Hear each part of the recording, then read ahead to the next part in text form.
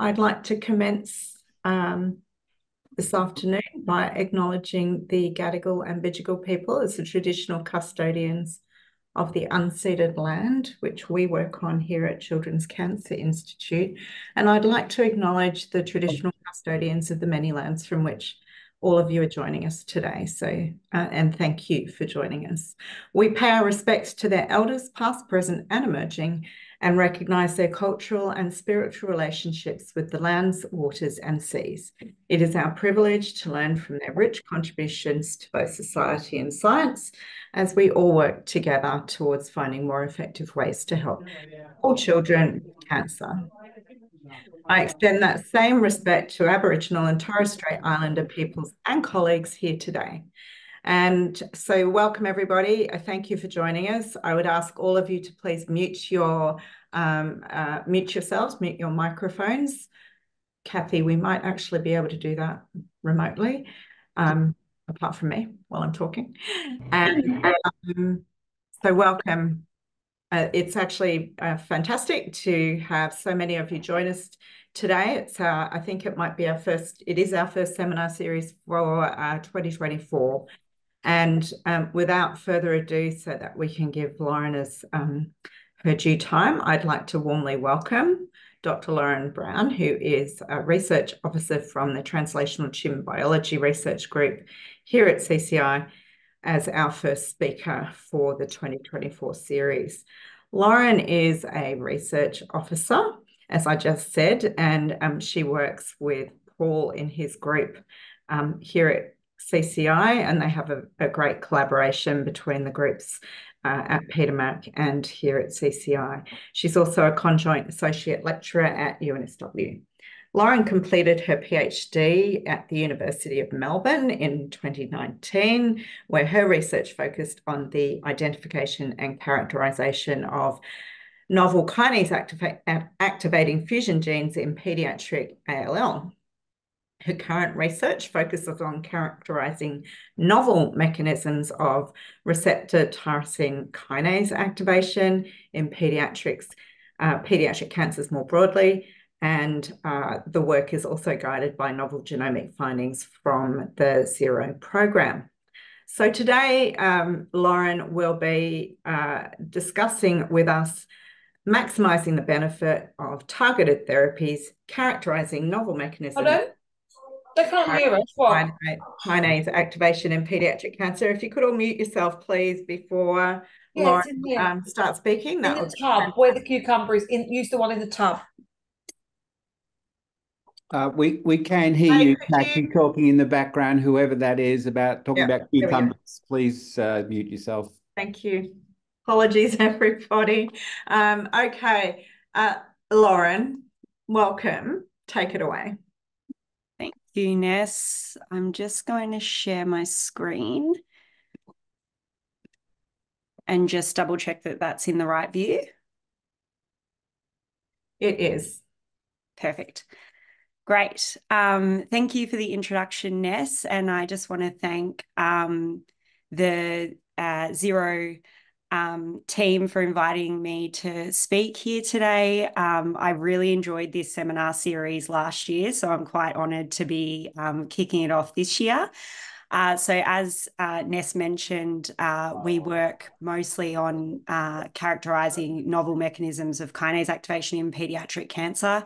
And our research is really driven by the findings from ZERO, by the novel genomic findings from ZERO, and we work very closely with the ZERO curation team to identify various variants of interest and functionally characterise these in our model systems.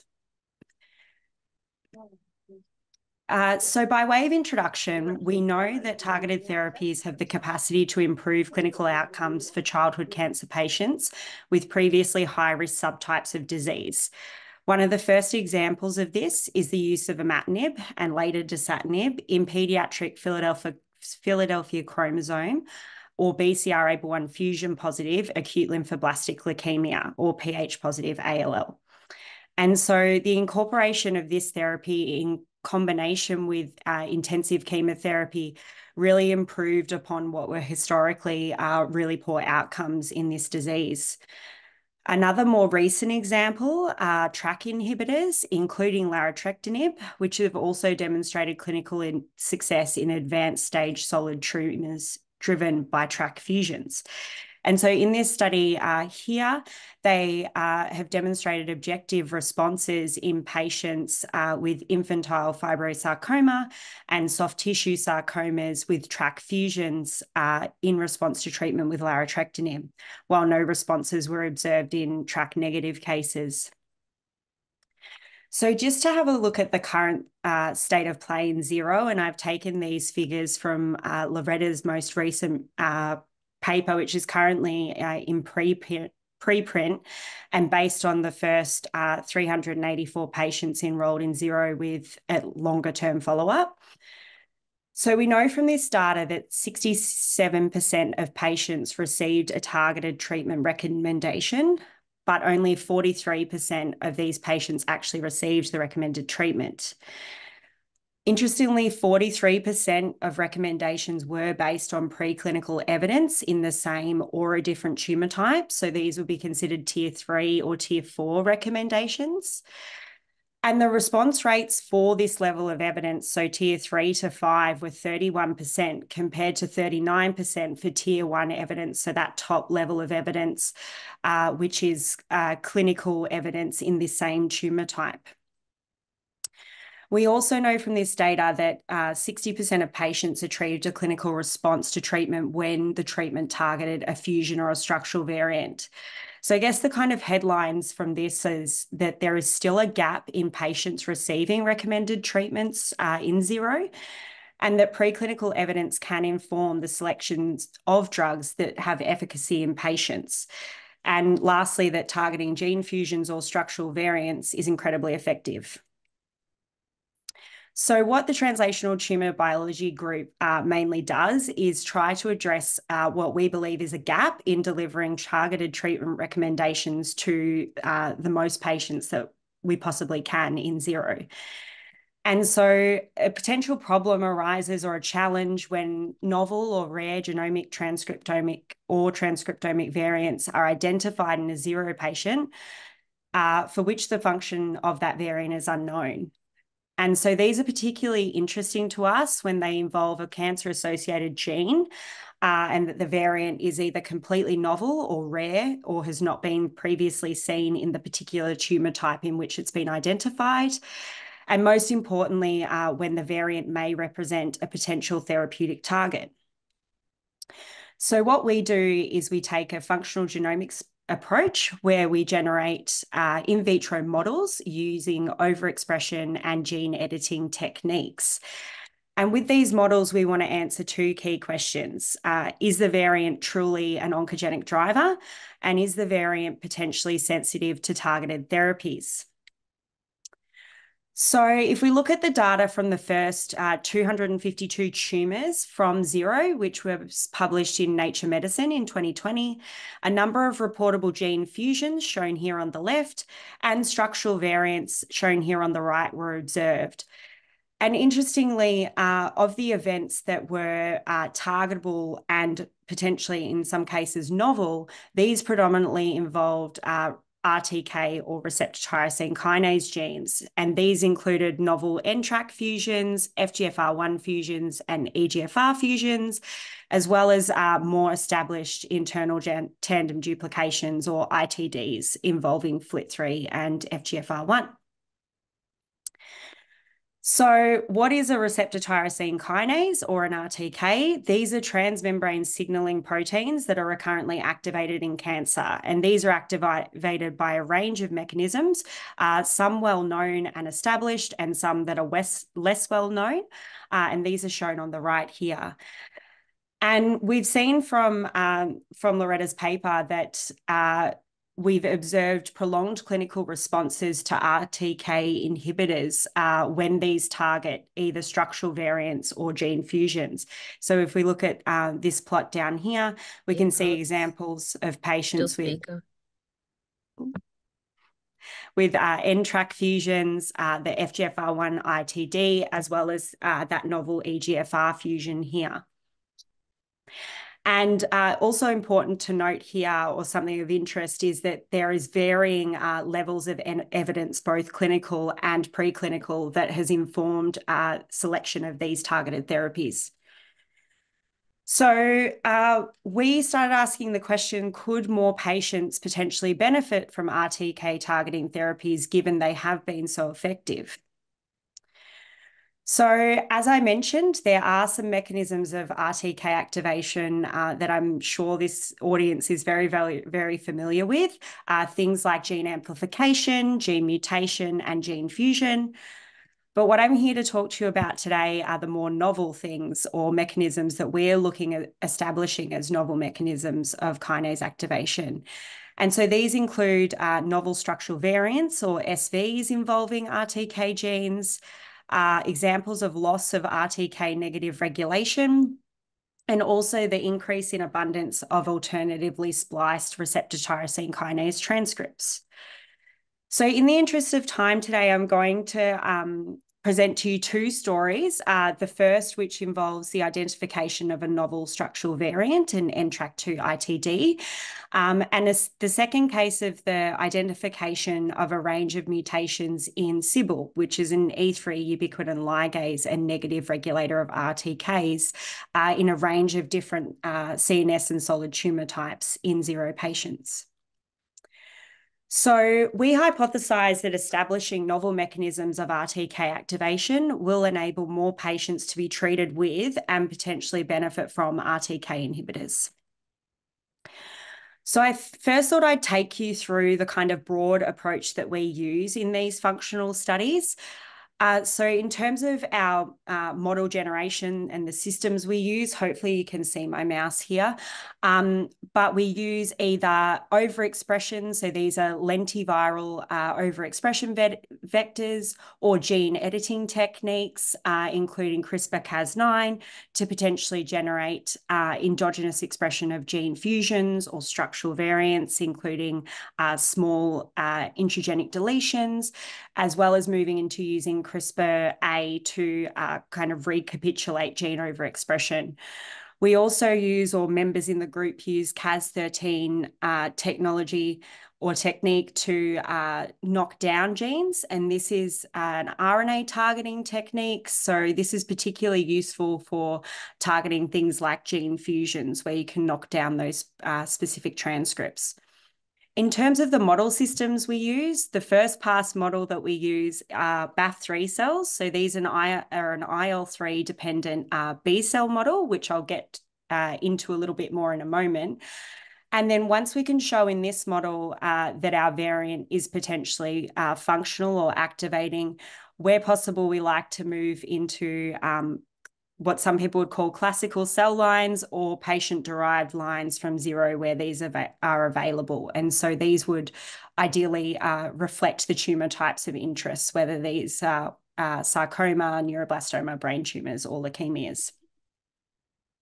So I thought I would just, given the diversity of this audience, I thought I would just explain a little bit more as to why we use this BAF3 IL-3 dependent cell model. And so here I've just got some schematics of the IL-3 signaling pathway and, broadly speaking, RTK signaling pathway. And if you look at these figures, you can see that there is a bit of an overlap in the common pathways that are downstream from both the IL-3 receptor and receptor tyrosine kinases. And these include JAK-STAT pathway, MAPK, and PI3K-AKT. And so this model is particularly useful because we know, and we've shown, and as many others have, that when you overexpress a kinase activating variant in this model system, in this example, BCR-ABL1, which is that oncogenic driver of BALL that I mentioned up the top of this presentation, or a more novel variant being the SFPQ-ABL1 fusion, that these cells can overcome withdrawal of IL-3 from the system.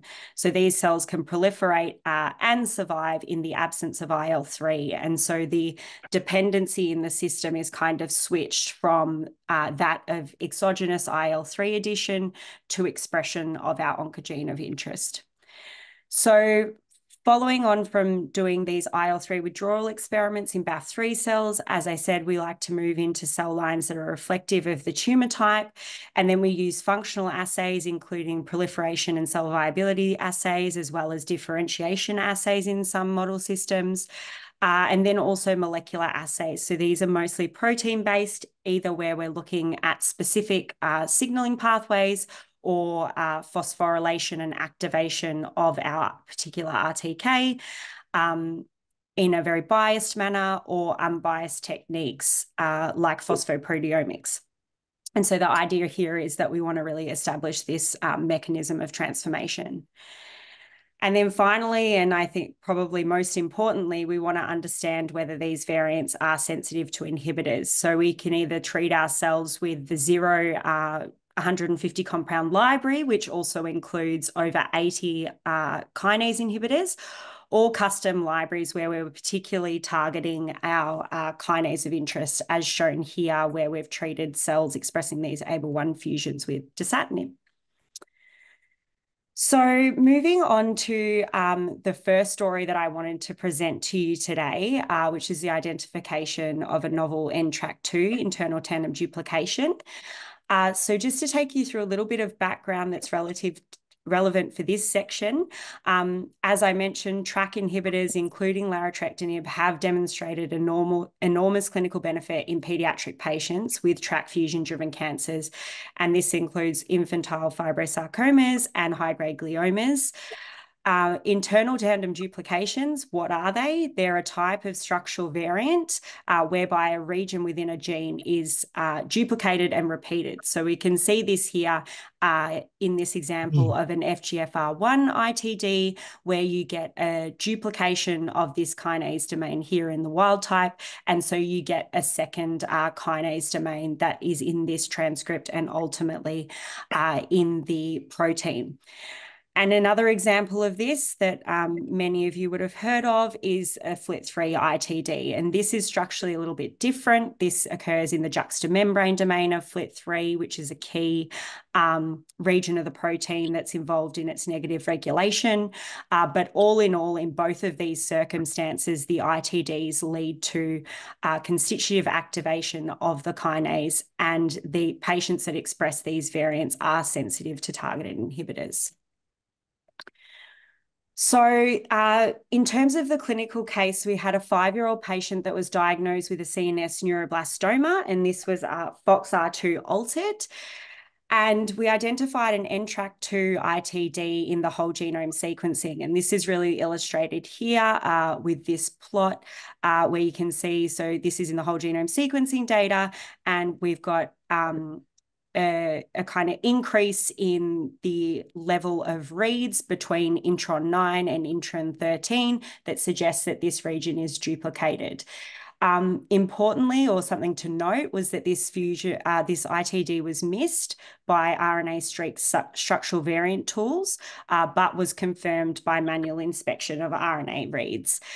In terms of the protein, or the ultimate protein, the ITD spans exons 10 to 13 of NTRK2, and this corresponds to the transmembrane domains. So if we look at the wild type NTRK down here, we have our IG domains, which are mediate ligand binding and would normally be extracellular, the transmembrane domain in green here, and the receptor and the kinase domain here shown in blue. And in the ITD, we have this duplicated region that contains this transmembrane domain. So the first question we had here was, is the NTRK2 ITD an oncogenic driver? And we've used our BAF3 IL-3 dependent system, where we've transduced these cells with either wild type NTRK, a known NTRK2 activating fusion gene, SPEC1L NTRK2, which was also identified in a 0 patient a few years ago, and our variant of interest here, the NTRK2 ITD. And so this is a doxycycline inducible system. So when we add dox into the system, 72 hours later, we can see expression of our TRK variants here. And then when we subject these cells to IL-3 withdrawal, we can see even after 96 hours or 4 days that cells that are expressing either our empty vector control or wild type NTRK are completely dead in our minus IL-3 condition, whereas those that have been transformed with the, or transduced, sorry, with the fusion or the ITD are able to survive this. And we see over longer term assays that these cells continue to proliferate in the absence of IL-3. So this shows us that NTRK2 ITD is sufficient to drive transformation of BAF3 cells. So we next wanted to know, is NTRK2 ITD sensitive to targeted therapies?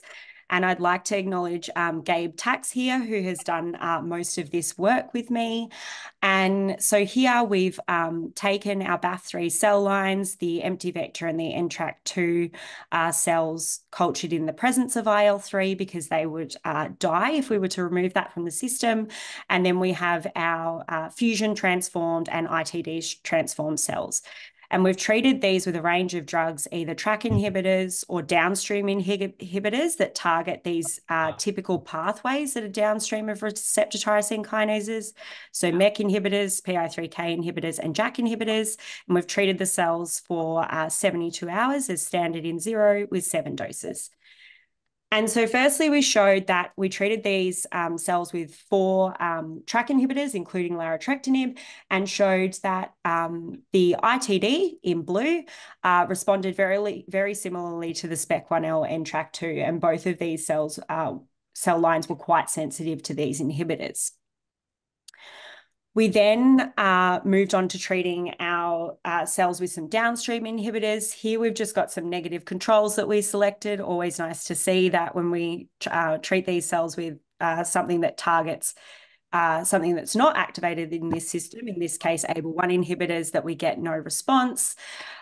When we treated these cells with a JAK inhibitor, we saw that only our empty vector and NTRK2 cells responded to this, which are cultured in the presence of IL-3, and I'll come back to this result later.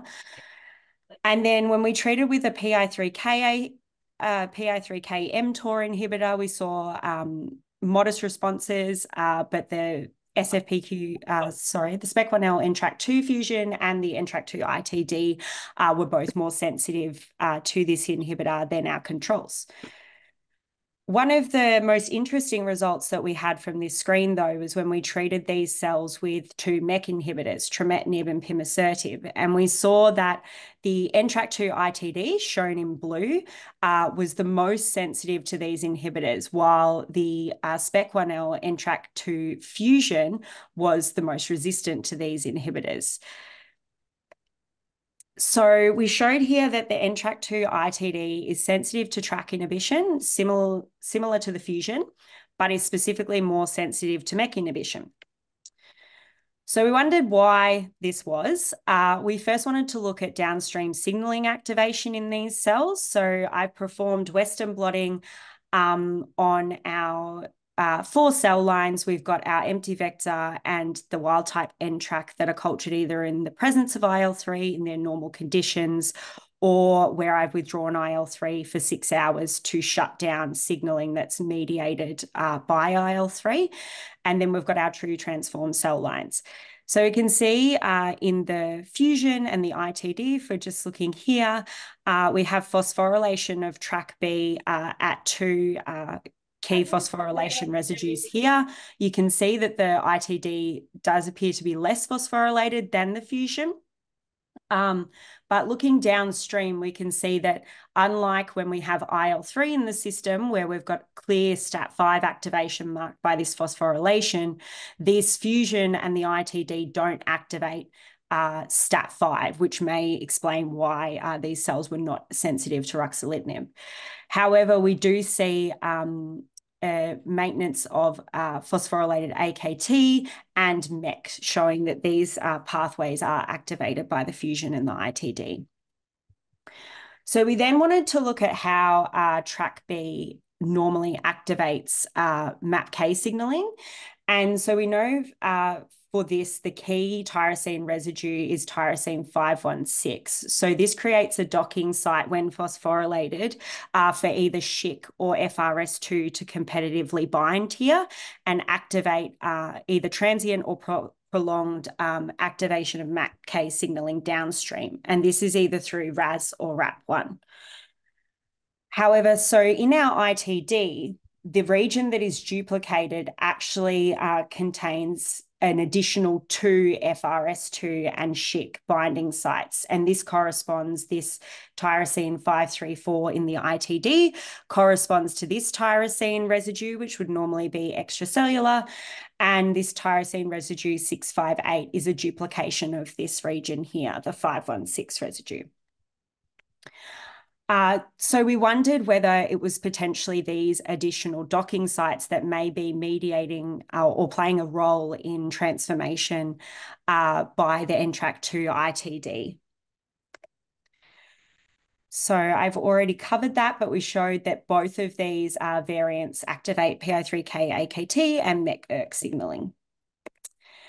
So we have started to look at the localization of the NTRK2 ITD, and I've performed these cytoplasmic and membrane fractionation experiments in SHSY5Y cells, which are a neuroblastoma cell line. And so we see if we look at the wild type NTRK first, we can see that this is predominantly in the membrane fraction, as we'd expect, whereas our fusion that's lost these transmembrane domains is predominantly in the cytoplasmic fraction here. And we also see that our ITD is predominantly in the membrane fraction, given that it does retain these transmembrane domains. But we do have some work ongoing to further characterize the localization of this protein and each region within the protein. So we're working on some cell surface staining and flow analysis of these transduced cells to understand the localization of the N-terminus of the NTRK2 ITD. Is that extracellular still, or is that maybe now intracellular? And we're also generating or have generated some tyrosine to phenylalanine mutant constructs to determine if phosphorylation at these sites is required for transformation by the NTRK2 ITD. And our kind of last question that still remains here is whether this ITD is in a monomer or a dimer. And so for this, we are generating FLAG and V5 tagged constructs, and we're going to perform immunoprecipitation assays to understand that. So we've also worked with Pablo, and I just think these figures are really cool. So I wanted to show this here.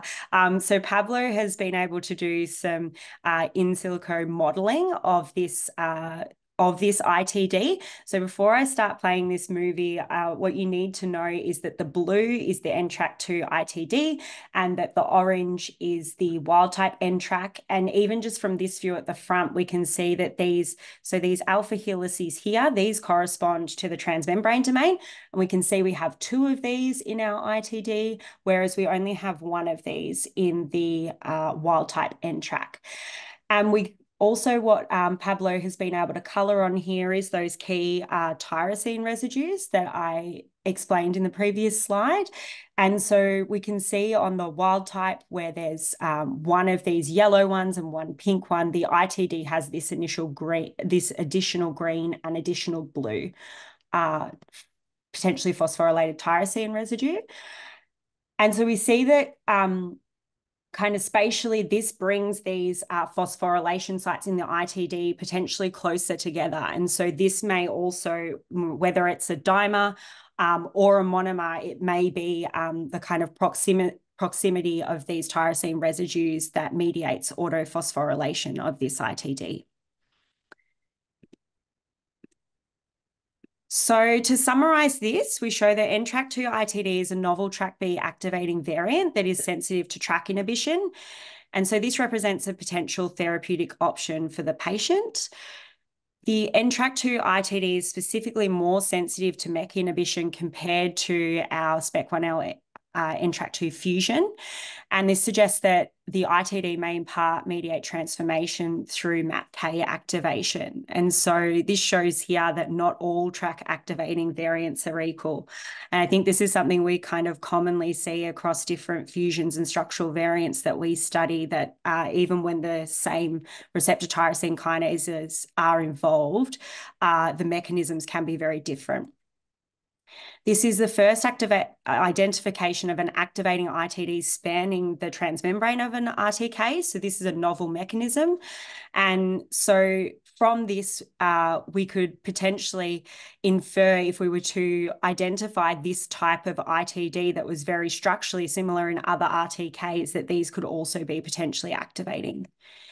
And finally, another important finding from this, or something to note, is that these ITDs are cryptic to standard cytogenetics and panel sequencing and can be difficult to detect using SV detection tools in RNA. So highlighting the value of whole genome sequencing, which I'm sure this is preaching to the choir here.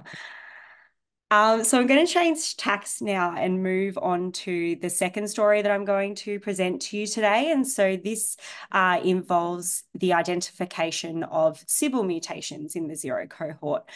So to give a bit of background here, I just want to take you over the normal function of CBL. So CBL has both a positive and a negative role in cell signaling. So the primary function of CBL and what is kind of most important and relevant to this presentation today is its function as an E3 ubiquitin ligase, where it negatively regulates RTKs. So normally, upon ligand binding, this receptor would be phosphorylated. CBL would bind and mediate the transfer of a ubiquitin molecule to the receptor to tag it for degradation. However, it also functions as an adapter molecule. So these are where phosphorylation sites on CBL can provide docking sites for key adapter proteins that activate downstream signaling pathways that I've already mentioned, PI3AKT and MAPK signaling. In terms of CBL mutations in cancers, these have been exclusively or almost exclusively characterized in hematological malignancies. Some of these variants do occur in the context of wild-type CBL loss, and the mutations that have been identified often span the linker region or the ring finger domain and result in a loss of this E3 ubiquitin ligase function whilst maintaining this adapter function. And importantly, from a therapeutic point of view, CBL mutations promote FLT3 activation in AML. And so there's a potential therapeutic opportunity here. So in terms of what we know about CBL variants, this was one of the first studies to functionally characterize a range of CBL variants that span the linker region and the ring finger of CBL. And this study showed that it was only variants that were in this key linker region, which is shown by these orange dots here, that were able to transform cells. However, both variants contained in the linker and the ring finger domains were able to abolish E3 mediated ubiquitination of target RTKs, in this example, EGFR. So we know that there are two classes of CBL mutant, the first being transforming variants, and these are single nucleotide deletion variants or larger intragenic deletions that result in a loss of E3 activity and are thought to have a dominant negative function. And the second class are non-transforming variants that abolish E3 function, and these are missense mutations in the CBL or linker ring finger that result in the loss of the E3 activity but do not transform cells alone. And they may also require the loss of normal CBL alleles. So we've analysed the zero cohort, and so this analysis was of about the first 1,000 tumour samples coming through zero for CBL mutations. And so we have identified 26 of these mutations in 22 individual patients.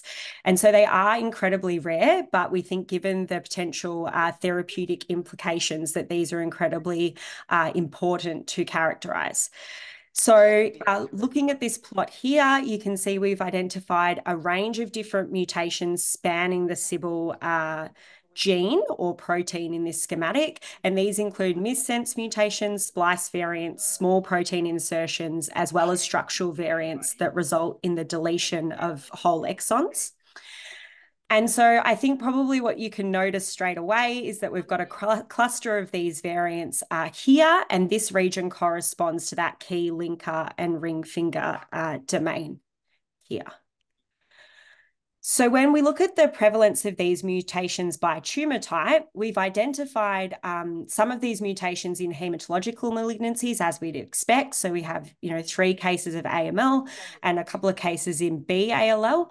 But I think what you can appreciate here is that the majority of cases that we've actually identified are in CNS tumours, with 9 cases being in high-grade glioma and single cases in other tumour types. And we've also identified single cases in neuroblastoma, sarcoma, and other solid tumours. So just to emphasize how novel this finding is, I wanted to compare this to other cohorts. And so I've pulled this data from St. Jude, which admittedly is enriched in hematological malignancies. But you can see here they've got a very similar pattern of mutation across SIBL, as we've identified in our 0 patients. And when I've pulled out the tumours that are not hematological at the bottom, so single cases of osteosarcoma, neuroblastoma, and a few of high-grade glioma, you can see that these are very few cases compared to the rest that are all hematological malignancies, predominantly AML. So just to focus in on these key variants that we think are going to have a functional impact, these were identified in 15 patients. And broadly speaking, they include established oncogenic SIBL variants. So this is the SIBL exon 8/9 deletion, which has been functionally characterized in AML and results in activation of FLT3. And so we've identified this in novel tumor types. And then secondly, we've identified novel and variants of unknown significance, or VUS SIBL variants, and these include SNVs and splice variants in novel tumour types with a specific enrichment in brain tumours. So the majority, over 70% of SIBL variants that we identified are in patients with non-hematological malignancies. And we hypothesize that SIBL variants function to amplify an RTK signalling dependency in paediatric solid and brain tumours, and this dependency can be targeted with RTK inhibitors. So first, to focus on these established variants, the SIBL exon 8/9 deletion, we identified this in 3 patients in 0, one being an AML with the typical high FLT3 RNA expression that we would expect, but then we've also identified additional cases in a malignant germ cell tumour and a neuroblastoma. So given the availability of neuroblastoma cell lines and expertise here at CCI, we chose to first look into validating this variant in neuroblastoma. This was also the only SIBL mutated patient for which there was preclinical testing data available. So this patient actually has undergone a drug screen and did have a hit for pazopanib, which is a multi-kinase inhibitor, giving a hint that RTK signaling may be activated in this patient. So first of all, I performed a PCR to confirm the expression of this variant in our patient. So here I've used a control patient, which has wild-type SIBL, a patient with a SIBL missense variant, and our exon 8/9 deletion patient, and I've designed primers that flank exon 8 and 9, which will be deleted. And you can see here that in our wild type and our missense variant, we get a single band, which corresponds to this wild type transcript. Whereas in our patient here, we get the exon 8/9 deletion that we'd expect. We actually have an additional exon 8 only deletion transcript. But importantly to note here, there is still expression of wild type SIBL in this patient. So I've chosen to model this in SHSY5 cells. So these are a neuroblastoma cell line. You can see in our empty vector control that there is some endogenous expression of SIBL here. And I've overexpressed either wild type SIBL or this SIBL exon 8/9 deletion. And we show that even after 3 days, we have an increase in proliferation in cells that express this exon 8/9 deletion. I then performed ligand stimulation assays. So I've used EGF ligand here. And just as a reminder that when you stimulate the receptor or with a ligand, that you would get phosphorylation activation, and therefore you would get activation of Cbl and degradation. So at an 8-minute time point, which is where we would expect maximal activation of the receptor, we see we've got phosphorylation of EGFR as well as downstream AKT. And when we've got wild type Cbl here, we can see that after that 90 minutes that this phosphorylated EGFR is degraded, and we've got a loss of activated AKT as well. This contrasts to our exon 8/9 deletion cells, where we've got maintenance of phosphorylated EGFR and downstream signaling.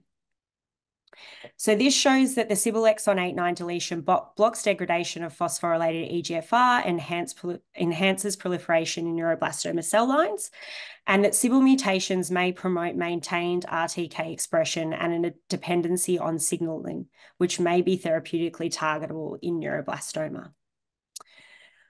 So now I wanted to talk about our kind of second case of Cbl variants that we've identified. So this is the enrichment of the novel and VUS variants in brain tumours. So we can see here we have 9 patients, including 2 patients with 2 disease time points, where we've identified either completely novel variants or variants of unknown significance, variants that have been reported in other tumour types but have not been functionally characterised. And so we first looked at analysing the existing patient molecular data that we had for evidence, either genomic or transcriptomic, of RTK activation in these patients. So just looking at RNA expression of known Cbl targets, we don't see any outlier expression of these in our patients. This is not necessarily unexpected, as Cbl acts at the protein level. So we do know that protein studies are going to be most key here.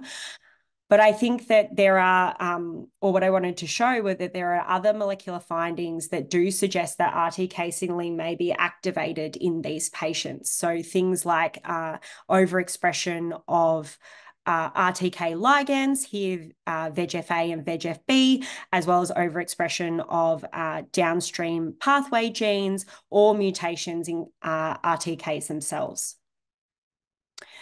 So Chelsea has looked at clustering these patients' RNA data. And so we can see here that these, it would be nice if they did, but these patients don't cluster together in terms of their gene expression profiles. So these are very distinct and suggest that different RTKs may be activated in each Cbl mutated brain tumor case.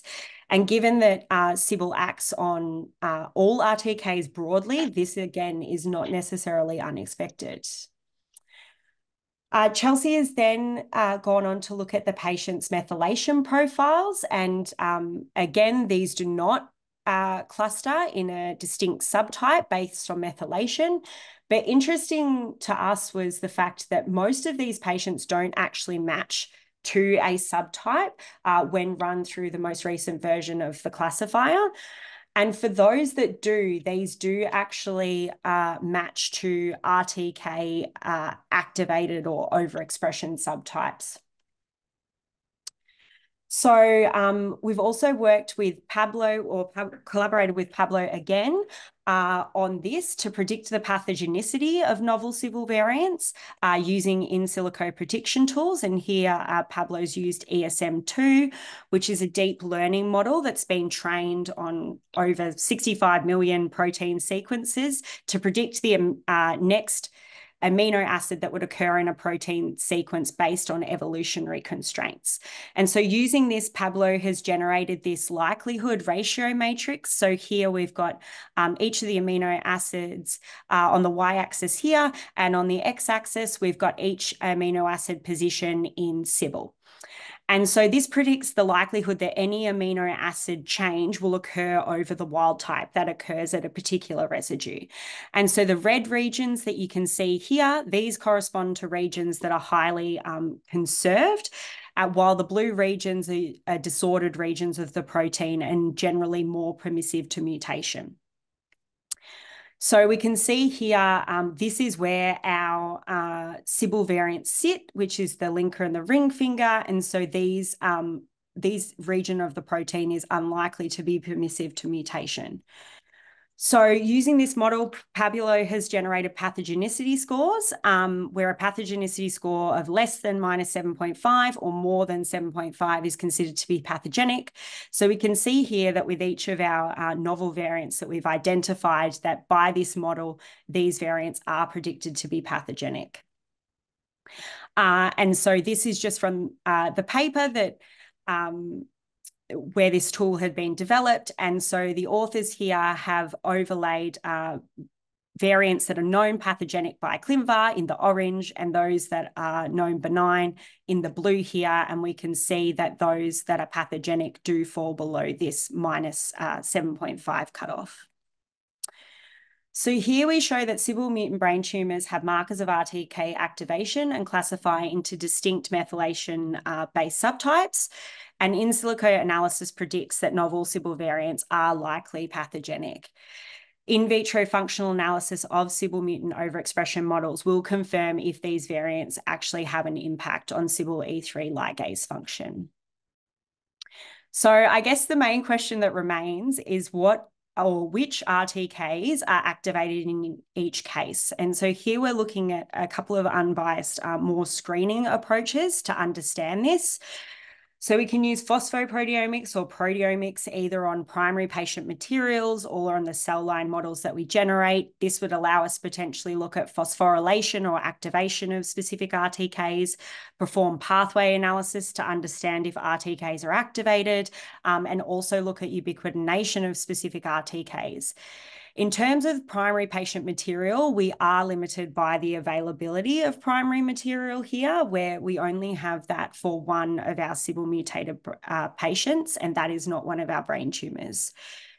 Secondly, we've looked at using RNA sequencing approaches, so either using the bulk RNA sequencing data from primary patients that already exists, and we're also looking at cell line models approaches, so pool single cell sequencing approaches to sequence our model systems as a screening approach, but I won't go into that today. And so here looking at, again, gene signatures to understand RTK activation and potentially looking at receptor or ligand co-expression. So I just wanted to briefly touch on this because I know I'm running out of time. But here we hypothesized that if we were co-expression of RTKs and ligands is critical to activation of these RTKs. And so while we may not be able to predict what RTK is activated based on expression of the RTK alone, we could potentially hone in or focus in on some RTKs on interest based on the co-expression of the RTKs and ligands.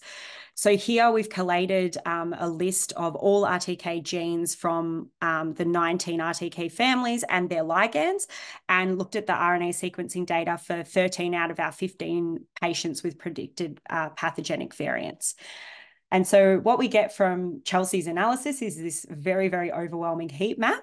But just to show you a few examples of how this data could potentially be useful, we do see here when we focus in on FLT3 and FLT3 ligand that we see that these genes are specifically expressed in our AML patients, which are these three here. Kind of a positive control for this type of approach.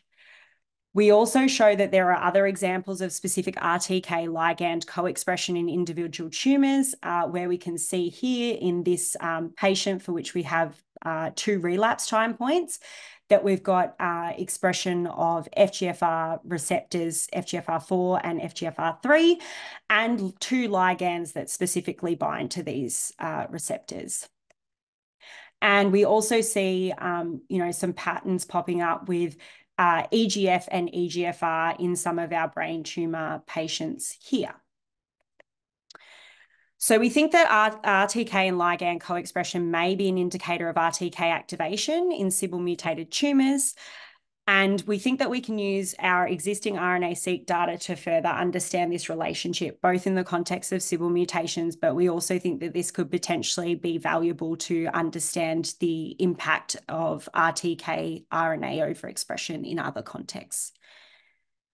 So to summarize this part, we have identified known and novel Sybil mutations in pediatric CNS and other solid tumours and provide preliminary evidence that they are either functional or predicted to be pathogenic with in silico modelling. So this is evidence for the relevance of Sybil mutations in non-hematological malignancies. Future work will establish if these mutations are a marker of RTK activation and which RTKs are activated in specific samples or tumour types. And so there's potentially a therapeutic opportunity here for Sybil mutated patients.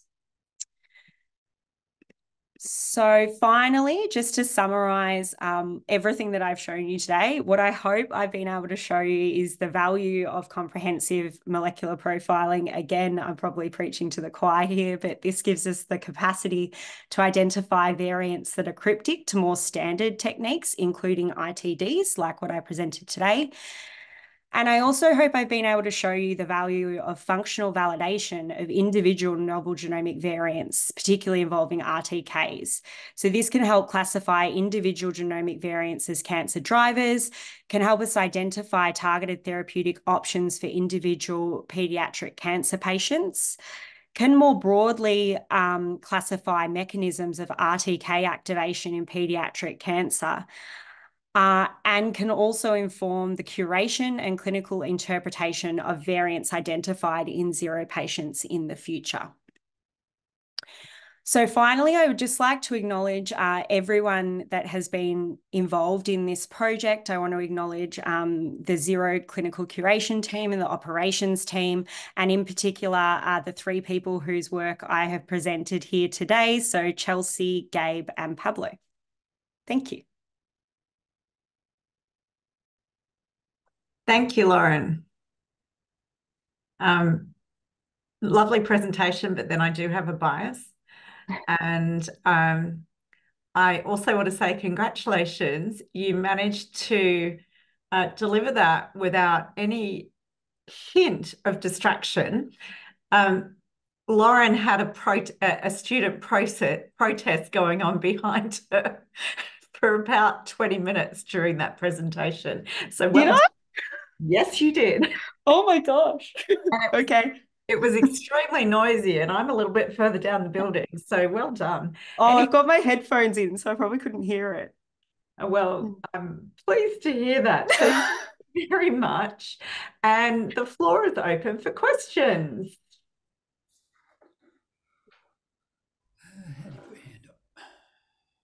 Yeah, Mark, yes, we do. We need to know the model of the headphones if you couldn't hear that protest. Apple all the way. Raylene. Hi. Amazing work, Lauren. I just love this stuff. It's so good. Congratulations. I had a quick question, and it was way back at the beginning about the track fusions, and so I can't remember the exact details. That there was like a tandem duplication, and you could pick that up with the on the genomic, but it didn't come up, you said, in the RNA analysis. And I was wondering if then you'd gone back and maybe wondered if this had been missed in other patients, and if you had gone back and looked in other patients to see if that had been missed, or if there's other potential variants that maybe the RNA pipelines are missing. We haven't done so far, but this is definitely something that we, from the kind of research end, and I know the clinical curation team are very interested in looking at ITDs, not only this one, but more broadly speaking in our whole genome sequencing data. So definitely something that we're interested in. And do you know why the algorithms would have missed it? Because there would have been surely some novel fusion, like overlapping fusion. It's when it's within a gene that it struggles. Chelsea would be able to explain this to you a lot more, but I know it's because it's when within the same gene that it's difficult to detect. Right. Yeah. Thanks. But I know this is different to like an intragenic deletion, because you can definitely detect those on RNA-seq. So I'm not sure how it's different in that respect. But yeah, probably a Chelsea question. No worries. Thank you. Chelsea's just adding a comment here. Chelsea, did you want to add to that? Yeah, sorry, I could just add quickly. Lauren, you did an excellent job explaining that. Bioinformatician in the making. Oh God, no. So we're really good at identifying ITDs when they happen within the same exon. As soon as they span multiple exons, that's where the current approaches fall down. We've now instigated a de novo reference-free SV approach that can now start to identify these. So those are now starting to get picked up. We are actually working on a project that is looking at basically the intricacies of unique SVs. Great work. We have a question from Richard, and then I have a question online from Peter. Go ahead, Richard. Yeah, look, I enjoyed that. Fantastic talk, Lauren. I just have a comment about the BAF3 system. I guess one of the things to consider, especially when you're excluding something as being an activating mutation, is that you can have receptors that require a partner, and BAF3s are great for, hematopoietic receptors. But even there, there's a story of the beta chain, the CSF2RB mutation in Down syndrome, which requires expression of the thrombopoietin receptor. So you can get receptors, and particularly if you're putting receptors from solid tumours into BAF3s, where it may be that there is a partner required basically to see the activity. So just relying on that system will have a few limitations, I guess, whether it's possible to make a panel of BAF3s with, obvious partners expressed is one possibility, but then you'd have, it wouldn't be that difficult to come up with a selection of candidate partner receptors that might be required for some of these things. But I guess it's just something to keep in mind. I'm sure Paul's thought of that, but it is a great system, certainly easy to work with. Yeah, it's certainly a very good point. And it's such an easy system to work with as a first pass model to be able to, select out cells, working with already transformed cancer cell lines obviously has its challenges. But we are at the moment very, very early days looking at establishing some growth factor dependent brain tumor cell lines that are actually from 0 patients. So we are looking to get better model systems to do this kind of work. But I think, very, very important points. Yeah, thanks. Thanks, Richard. And from Peter Downey online, what an excellent presentation. Thanks, Lauren. Now, in the functional studies, how long is the turnaround time to provide results back for a potential target? So how long does it take? And do you know if there are additional changes at the molecular level after the patient has been exposed to standard chemo? So Peter, for the first part of your question, the biggest challenge for us with the overexpression models is cloning. So that has been a lot of these, particularly these SVs or the large gene fusions, are really difficult to amplify from patients. And they are often very GC rich as well, which provides another challenge. So we are with this ITD, for example, once we were able to clone it, to actually generate the data in a BAF3 system really doesn't take very long at all. You can generate that, within a month if we were able to clone it straight up. But we collaborate very closely with Paul's team in Melbourne, co-led by Teresa Sadras, and we are working on using CRISPR technologies to potentially generate these variants endogenously to kind of get around the cloning challenges. In terms of your second question, I don't actually know the answer to that. I haven't looked at that. Most of the patient samples that we have in the brain tumors, apart from the couple of examples where we have matched, most of them are diagnosis samples. But yeah, I haven't looked at that. Thank you, Lauren. Peter, did you have any follow-up comment or question on that? Yeah, the reason why I asked is because if it takes too long or a long time for turnaround, the patient will then have been exposed by definition, by whatever, to their chemotherapy. And at a molecular level, there may be changes that occur because of that, and then the targets may not work so well. And I just wondered if you'd actually done experiments exposing what you've got, your primary cells and your cell lines and your other models, to standard drugs like anthracyclines and you know, cyclophosphamide, those sorts of drugs, because they're, you know, they're, if you'll pardon the pun, ubiquitous, not just ubiquitone in treatment of a lot of diseases that we see. Yeah. And No, pardon the noise in the background. It's absolutely driving me nuts. I hadn't considered that, but it's a really good suggestion. Yeah. Thank you. Okay. Look, there are a couple of other questions online, but we are out of time. I'll make sure that we get those questions to Lauren and get them answered. But given that we are running out of time, I will just thank Lauren again and for presenting today, and thank all of you for joining. Just a reminder that the Zero Symposium is scheduled to be held on the 8th and 9th of May. The call for abstracts is still open, and I think that's been extended to the 8th of March. Can I get a nod? Yes, 8th of March, thank you. And so please do take a look at the website. I had it up there earlier, and consider attending. I think Kathy Sagris also put the link in the chat earlier. So as ever, we absolutely will welcome speaker nominations for the rest of this year. Thank you, Lauren, for kicking us off, and thank you all for joining us. Have a great day.